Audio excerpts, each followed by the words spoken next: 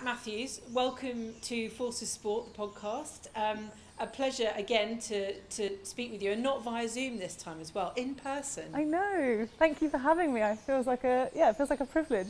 Now, part of the reason obviously there was lockdown, but part of the reason that we can't often get you in person is because, thankfully, you are always away racing in hotter climates, especially hotter than Aldershot. But tell us about your most recent adventure and what that brought to you as well. Yeah, I was going to say that it's almost October. Surely you should be in Kona, in Hawaii. Oh, of course. Why aren't you there? What's happened? Yeah, I've been really lucky to travel all over, Europe and the US mainly in the last couple of years. In the last, 2 years when people haven't been travelling, because we've been able to get exemptions for travelling under the elite athlete sort of program that the US lets us in. So that's been a massive privilege.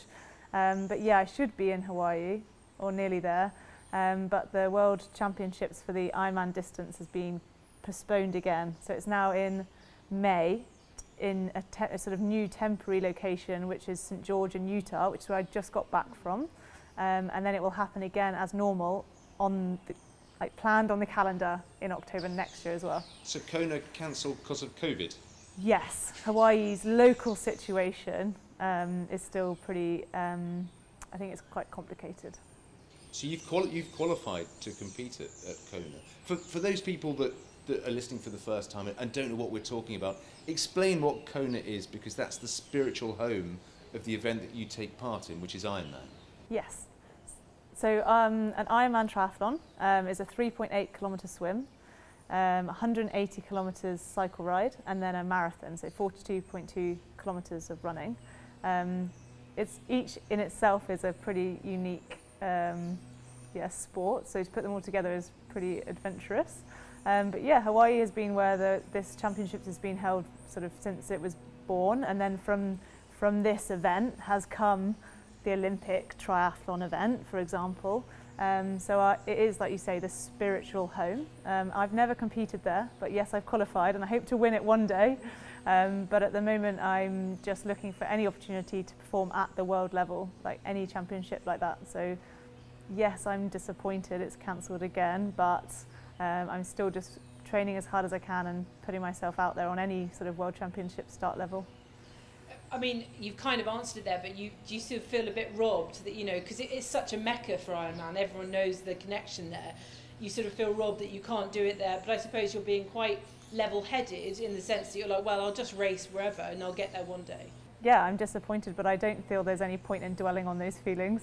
I think there's always opportunities where there's, negatives, so having the race in a different place for my first time at the World Championship level could be a massive opportunity. The race in Hawaii is actually really unique because it's crazy hot, crazy humid, and a really quite a sort of unique course in itself as well, because of the winds there as well. So having it in perhaps a more normal environment and a level playing field with some athletes who've been doing it for 10 years and me coming into it as a newbie could actually work in my favour. So I'm trying to draw all of these positives, and I really believe that there'll be other opportunities in the future to do it Hawaii properly. So yeah, I'm not too upset. So at the start of the year, when you look at your racing calendar, are you aiming to peak in sort of late September, October time? How will it work then if the race that you want to do well in is suddenly withdrawn from that calendar? What happens to those other races beforehand? Yeah, it's been a challenge to get my head around that, but actually because I'm still quite new to this sort of seasonal approach to professional racing, it's not like I've got something standard yet sort of set in stone, like this sort of train, develop and then peak. So actually it shouldn't be too hard to just maintain some adaptability with that. I've decided to take a little bit of a break now for a couple of weeks just to mentally reset, not because I feel like I need it, but because it's one of those sort of ongoing self-management, mental health, physical health tools that I think is important. And then I'll utilise like the 6 months, I guess, from now until March, April to train again and try and make some improvements, which is always, I actually find that sometimes more rewarding is because you can genuinely commit yourself to the training and just getting better. And then it's all the racing will be about showing that. So I feel fit enough to do a World Championship now, and now I've just got 6 more months so I can get even better to do it. So yeah. I like that. You know, the distances you compete in are mind-boggling. You're just going to take fortnight off, recharge, fortnight. Other people, you know, would run a marathon. And take a year. Take a long time, or just a one-off. Or never do it again. Never That's me. Do it again. Yeah. But so what next for you? You know, you've got that 2-week period now where you just relax a bit. What next? So I was actually reading somebody or listening to somebody talk about this recently. Everyone always asks what's next, whereas actually this period of time for me at the moment, it's about looking back and appreciating. It sounds a bit self-indulgent, but just not thinking about what's next and just appreciating what I've done and anything I can learn positively and, yes, constructively from those experiences over the last 8 months or so. Well, let's be reflective. Looking back, what have you done this year? I've trained really hard, and I've had the opportunity, obviously, through the Army Elite Sports Programme to train really hard and fully commit to that job role as an athlete, especially with all the complications of COVID. That's been a real privilege. And so I've changed coaches. I'm now working with a guy who also coaches the 2-time Ironman World Championship winner Patrick Langer and a couple of other really strong athletes. So I had the opportunity to go to Lanzarote to train with them in the spring, which was amazing. So I think, like, physiologically and psychologically, I benefited from training with people who are just the absolute best in the men's field. I think it's sometimes hard to train with the females at the moment because you're constantly competing. Yes, I'm friends with a lot of them, but there's always this element of like competition, whereas with the guys I can challenge myself but not be sort of negative about myself if I can't keep up, because it's fine, they're guys. And then I raced in an Ironman in Tulsa in North America, so that was for me I guess it was a bit of a breakthrough race in terms of my confidence. I was able to make up for some negative things during the race and still come away with second to 5-time world champion. So that didn't feel like a loss to me. And then I raced Ironman UK and won that by half an hour, which was pretty cool. Wow. That was quite fun. And then I've just come back from 2 big events, the Collins Cup and the World Championships for the middle distance, which is the Ironman 70.3. It's often distance. quite an individual sport. So what was the Collins Cup like? Because this was an opportunity for you to race alongside other Ironmen, Ironwomen. Yeah, the Collins Cup is a new event. So it's a 100-kilometre race, which is a random distance. So 2K swim, 80K bike, and a 18K run to total the 100K. It was a team event, so you were matched up only against 2 other people. So one person from Europe, one from the rest of the world, and one from America. And on paper, Europe was going to win hands down, but actually it was quite a good competition.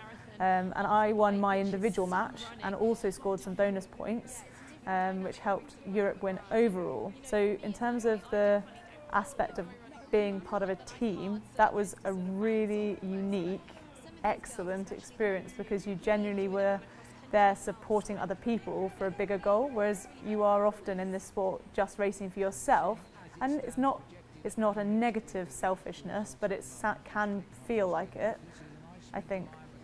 But at the same, there's always other people who benefit from your performance, which is nice. But yeah, to have that camaraderie within Team Europe was really special.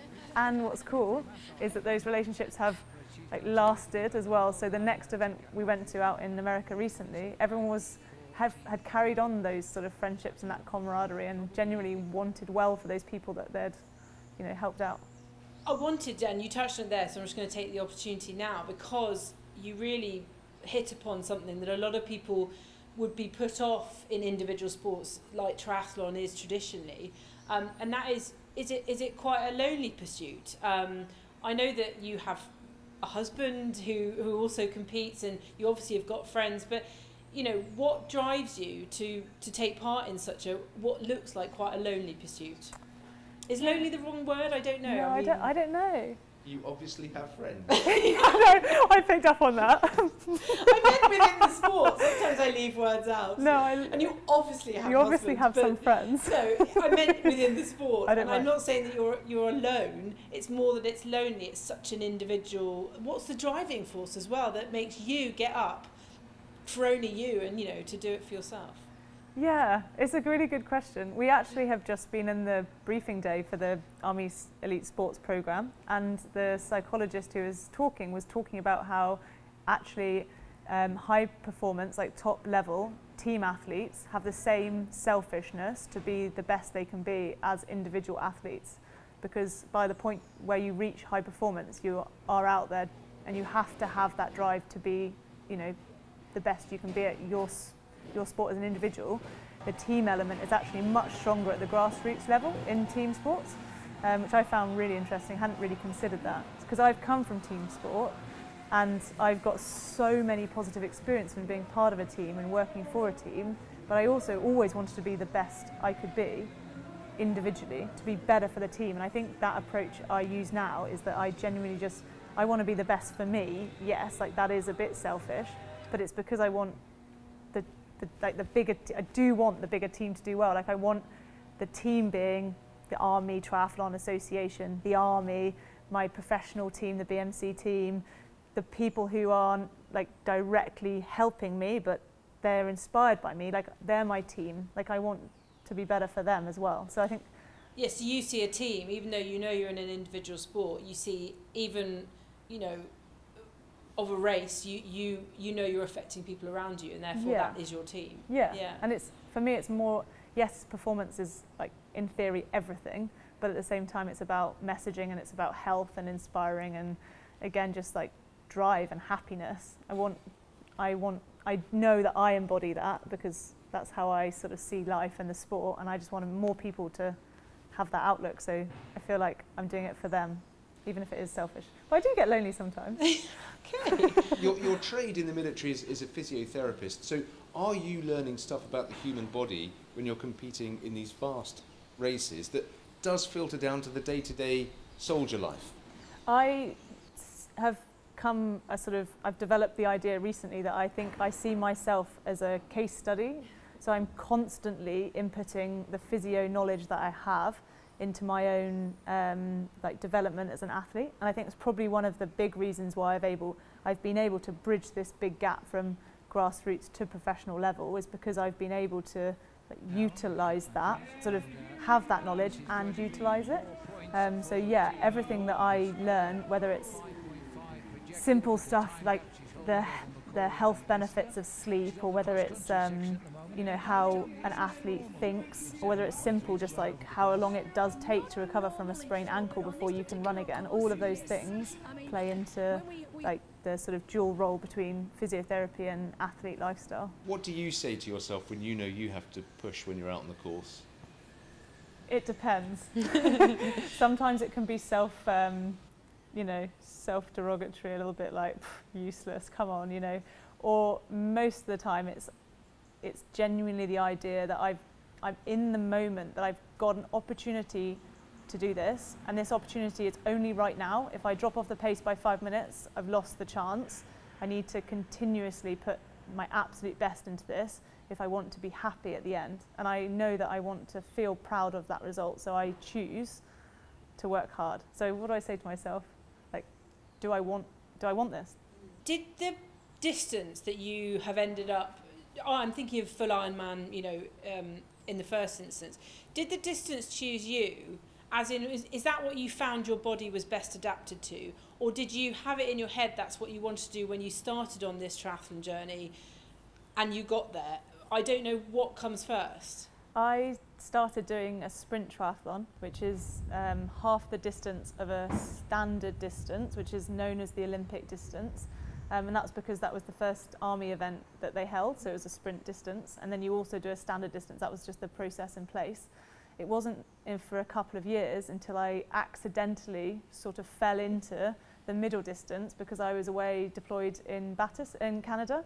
And there was only an opportunity to do a middle distance because that was what was there. So I decided that I would step up and do this middle distance. And now I focus on long distance on paper, but recently having just done the middle distance, I think the two I can still be really good at. I won't do Olympic distance triathlon because it's a different sort of category of triathlon where you race and you can draft off each other on the bike. So you race on a different bicycle and you can sit in a pack and go round together. One of my biggest strengths is the bicycle, and my biggest weakness is the swim. So it's not a sport that I would have access to because I don't have the best swim, so I wouldn't get into the best cycle pack, and therefore I'd probably come 20th at best, rather than winning Ironman racing, because it's a long day that you can sort of pursue the whole thing on your own. I think she's answered the Olympics question, Jules. It's out there. In my own way. So there are things in triathlon called transition. So when you come out of the water and head to the bike, that is the transition. Can you be a bit more relaxed in Ironman events? Because obviously people will have watched the Olympics and seen this flurry of activity as people take off their swimming kit and put on shoes. Can you afford yourself to be a little bit more relaxed? Yes, is the simple answer. I think. Well, that's answered that question. A good way of thinking about it is with the Ironman distance. It's like think about it as it's a 2-hour race, so it's maybe a half marathon for most people. You have to go at sort of 90% effort. If you're going to perform that to the absolute best of your capability, you're going at 95% of your top end. If I do a 9-hour race, I'm going at like 85%.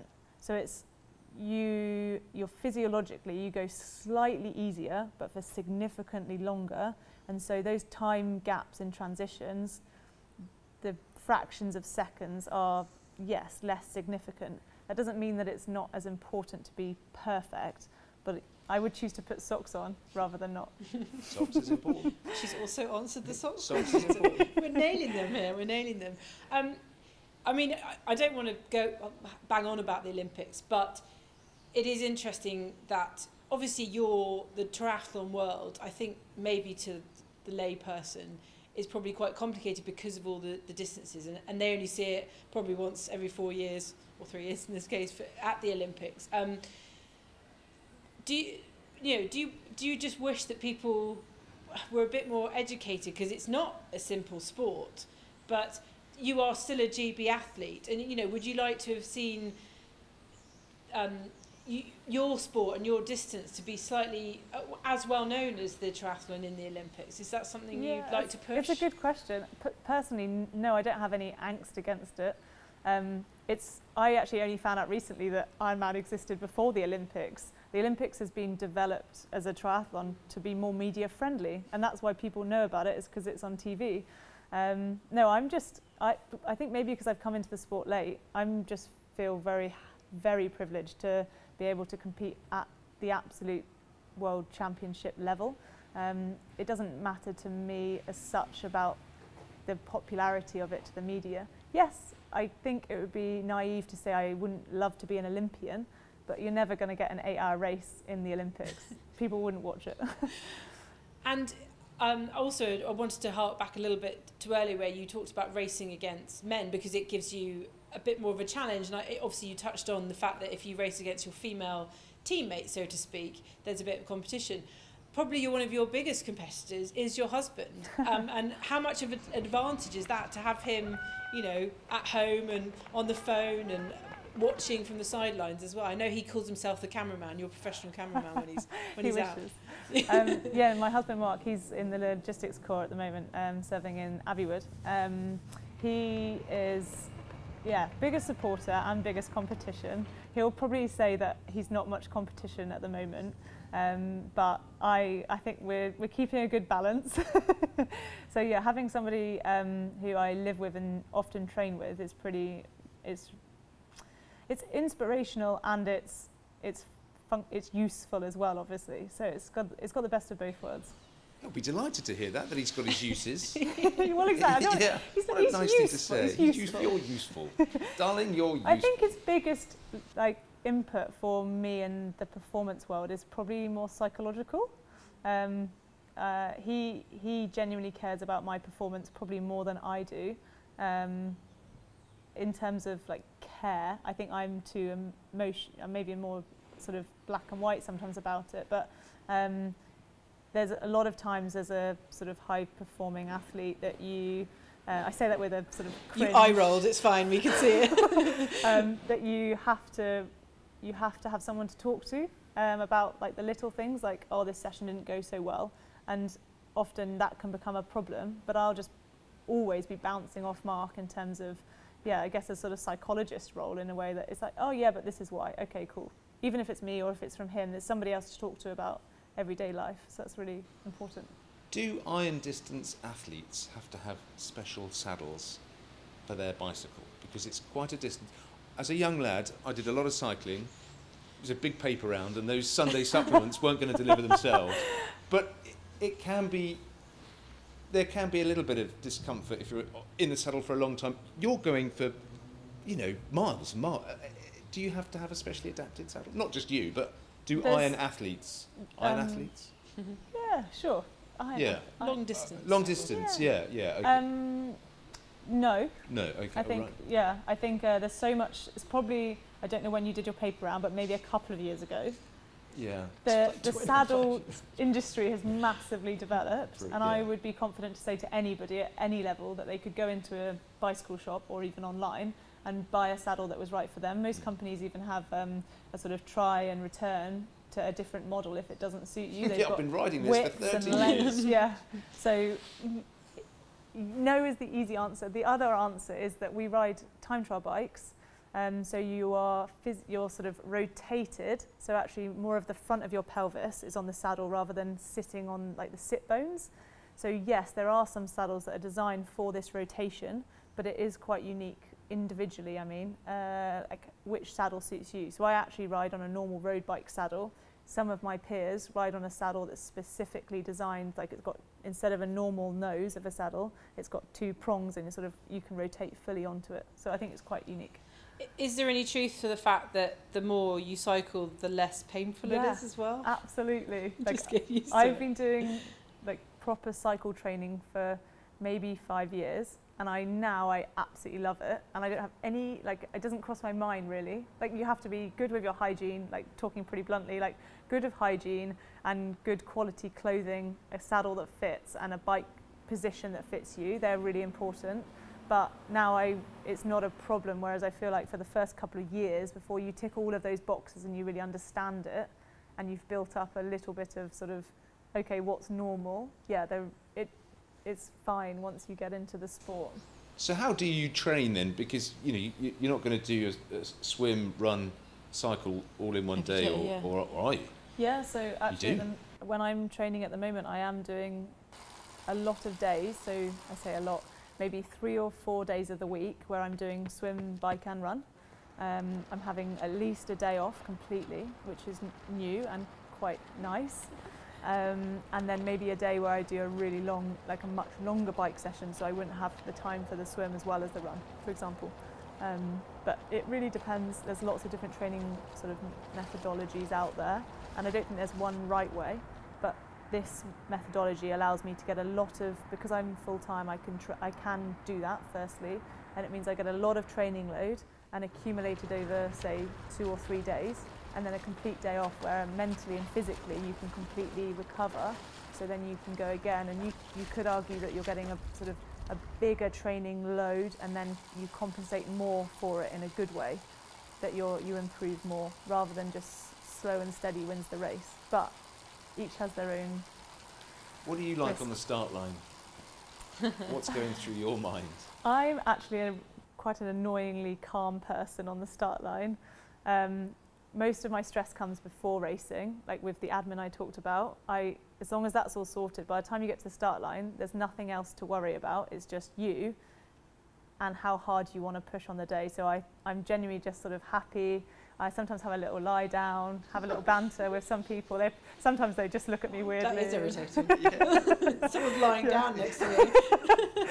It's quite calming. I find it quite like, Each their own. I think if Yeah. it works for you, it works for you. Remember, I'm in a wetsuit at this point, bare feet, wetsuit, hat and goggles on, and everyone's just huddling around and it's all quite tense, so I just step back and have a little lie down. And because that swim, again, is over a distance, is there less thrashing around than there would be in a shorter distance triathlon? Well, in theory, except the race we just did in America, the guy who won it, he said that it was the worst experience he'd ever had, and he's raced in the Olympics for the last 2 Olympics, for example, and he races in that distance all the time. So in theory it should be, but in these big championships levels, it's 50 of you on the start line and you're competing for a very small amount of water. Because people have had broken noses. Yeah, well, he thinks he got a broken rib. Really? I noticed nothing in the girls' field. I don't think false nails should be allowed. No. But yeah, so in theory it should be less thrashing around, but actually it's still quite boisterous in that start. Is there a danger as well, because you mentioned earlier that the cycling is your strength and the swimming is your weakness? I mean, I'm using that in loose terms because I'm sure you're far faster than most people I know. But is there a danger of overworking the area that you're weaker in, or is that you have to sort of talk to yourself? Because I imagine that's probably not healthy, because really, or do you work better at what your strength is to try and get that better? Have you reached a limit with your swimming? I don't She's know. lying down. Well, yeah, that's true. It's a really good question. It's something that I have to constantly address, because yes, tendency is that if I'm rubbish at swimming, I don't enjoy it, and therefore I use the word rubbish. I don't enjoy it, and so I don't do it as much. Like if I loved it and I loved going up and down a swimming pool for 75 minutes, I would do it every day, but I don't. And I think that's something I do need to address, and I need to do more of it to get better. And I think that's sort of factual. There are some people who would argue that the amount of time it takes you to get better is so big, is it worth it? And I think I've had that as a bit of an argument in myself for the last couple of years, and now I really need to commit to the other idea and see if that makes a difference. So yeah, running is my favourite, and I love it, and I'm probably the best at it. That's probably why you're smiling So when you go across the finish line, because you've done your favourite thing. That's why I like triathlons, because it gets better for me through the day. Whereas some people hate running, and so I don't know how you would do triathlon if you hated running. Well, my favourite thing is food, particularly eating it. Do you have to be careful what you eat going into a race, or is it a case of I just need the calories? Yeah. So on a daily basis, and I nearly said something that I shouldn't, and I caveat that with, it may not look like it, but on a daily basis, I have to think about what I eat, specifically in regards to the training that I'm doing.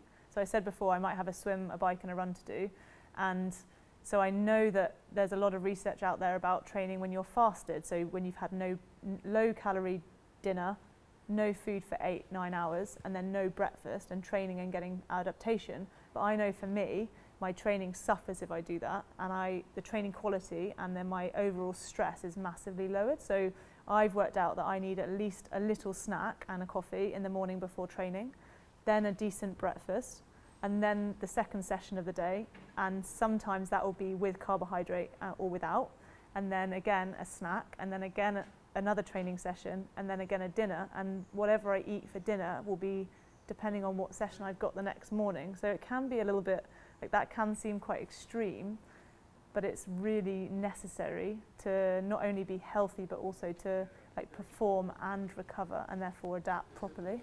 Well, apart from the swim, the bike and the run, I love the sound of the sport.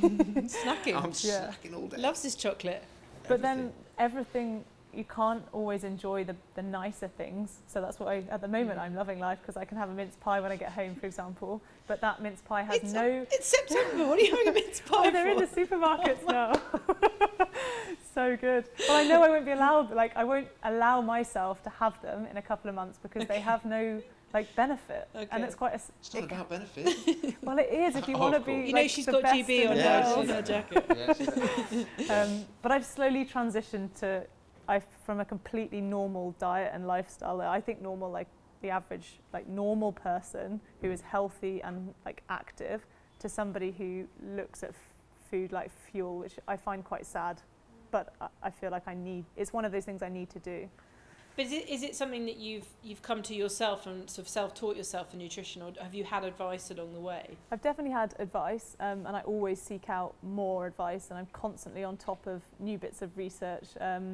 But I've had some input from the TAS scheme, which is the Army's relationship with the Talented Athlete scheme through the universities. And there you get access to a nutritionist if you want to. And I've had a few conversations with a couple of different ones of those through different universities. And that's been really useful. It's also just confirmed that I have read the right research as well. So that's quite nice rather than necessarily learning new things. So yeah, a lot of it is self-taught, but I also bounce off as much as I can from sort of news, media, research. Well, look, I'm conscious of the fact that you've got to get home to a mince pie. What are your ambitions for next year? Have you thought ahead to the next 12 months? Do you want to share them? Yeah, so I've recently I'm developing the confidence to say that I have the capacity to podium at the World Ironman Championships, and that's in May.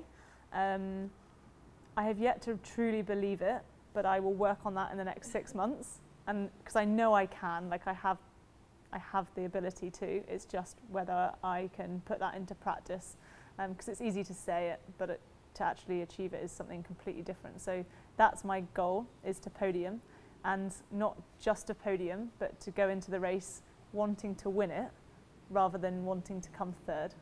I think that's actually quite significant. It's a huge step. Yeah. It's a step up, saying I just want a podium. I want a podium, but I need to believe that I can win it. Right. And I think there's so much I think psychology there. And you know inside that you can, that's what you're saying, but you can't quite admit it to yourself yet. No, I don't know. It seems a bit ridiculous to me. Like, what do you have to do then to achieve that? What do you have to do? I have to fully commit to everything that I've done in the last 6 months and do it again, and not look for probably, and this is where it's hard, is I just have to do the same again. I think people always look for improvements and easy fixes and things that they can, but I just need to be consistent, eat well, sleep well, train well, be happy. Look, you're in a GB vest, and you're always a fantastic ambassador for GB, but what does it mean to you to be racing for the Army as well? Yeah, it's massive. I think when I joined the Army, getting on the Army team was the absolute pinnacle. I actually played for the Army hockey team sort of first, and then came into triathlon, and I still have that kit, like that really rewarding, and to be able to not just sort of represent myself, like we were talking earlier about being maybe selfish, but representing the Army team and representing that pathway, yeah, that's still just as important to me. Well, Kat, thank you so much. I mean, I think that was a really honest look in, especially the last couple of answers there, because I think a lot of people just read off of, they've been told, right, think positive, and they think positively means I can win, of course I can win, but you are actually every day analytically, looking inside yourself, and I think that's a really healthy thing, and the fact that you've admitted it to us as well is good for us, I think. Yeah, for somebody with no friends, you came across really, really quite warm. So, I'm taking that bit out, oh. but of course not. No, we'll be as honest as you. It'll go out as it is. But thank you so much, Kat. Thank you for coming on Forces Sport, and as ever, we will keep a close eye on what you do over the next 12 months. Thank you.